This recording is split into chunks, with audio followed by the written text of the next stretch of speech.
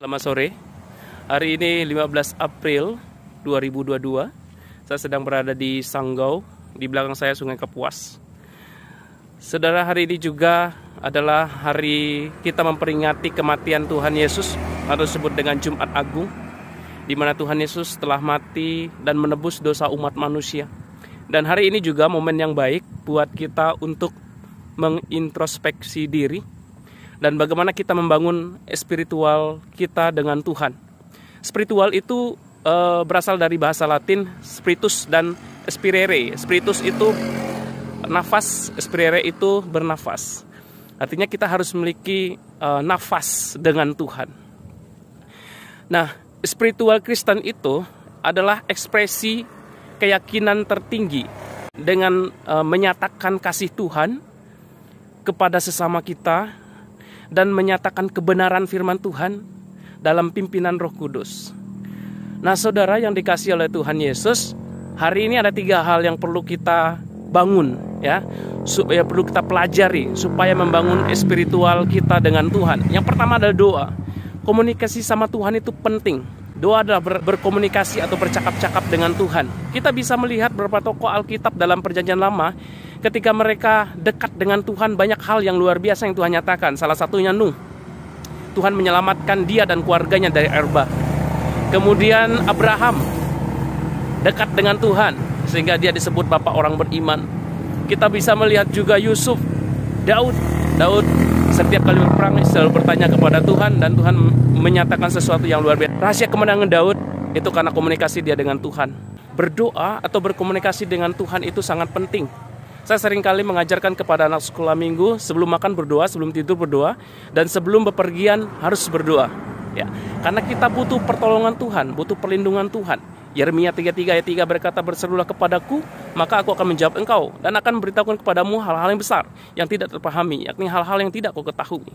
Kemudian di dalam Matius pasal 7 ayat 7 dan seterusnya dikatakan, "Mintalah maka kamu akan diberi, carilah maka kamu akan mendapat, ketoklah maka pintu akan dibukakan bagimu." Karena setiap orang meminta menerima, setiap orang mencari mendapat, setiap orang mengetok pintu dibukakan baginya. Kalau Bapak kita di dunia kita minta ikan, tidak mungkin dia memberikan kita kalajengking atau ular. Ketika kita minta roti, tidak mungkin dia kasih kita batu. Kalau Bapak kita dunia tahu memberi yang baik kepada anak-anaknya, apalagi Tuhan kita Yesus Kristus yang luar biasa. Kemudian yang kedua adalah membaca dan merenungkan firman Tuhan. Membaca dan merenungkan firman Tuhan itu sangat penting. Berbahagialah orang yang tidak berjalan menurut nasihat orang fasik, yang tidak berkumpul dalam kumpulan pencemooh, tapi yang kesukaannya ialah Taurat Tuhan, dan merenungkan Taurat itu siang dan malam.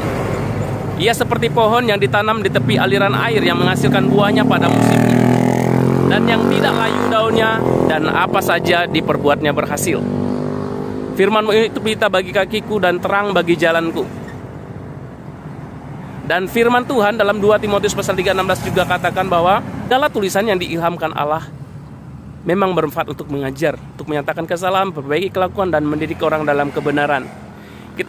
Ketika kita hidup dalam firman Tuhan, saya percaya hidup kita akan diberkati oleh Tuhan. Jadikan firman Tuhan itu sebagai kompas yang akan menunjuk arah jalan kita, sebagai tongkat yang menuntun hidup kita.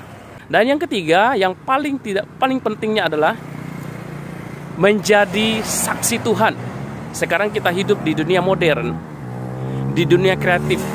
Kita nggak harus berkuar-kuar di depan umum, di mimbar atau di jalan raya berteriak.